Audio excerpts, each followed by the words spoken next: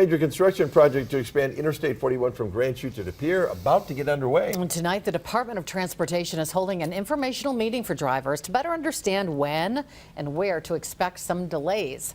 New at 5, Jason Zimmerman is live in De Pere with a preview of what to expect. Jason. Cami, the DOT will have a short presentation on the timeline for this project starting around 5:15 here at Hemlock Creek Elementary School.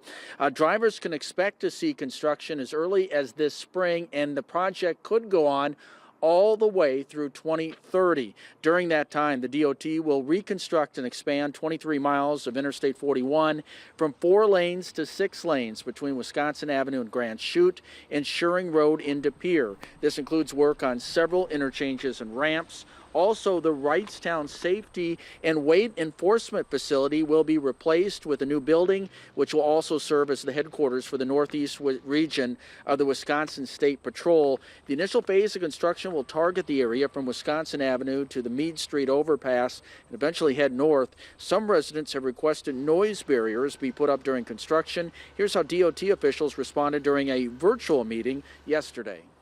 We are in the middle of a noise barrier voting process right now to confirm if those barriers that meet that reasonable and feasible criteria are going to be built as part of the project.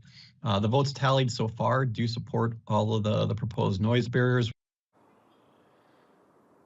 Another informational meeting will take place at 5 tomorrow night inside the DJ Bordini Center at Fox Valley Technical College. Reporting live in De Pere, Jason Zimmerman, Action 2 News.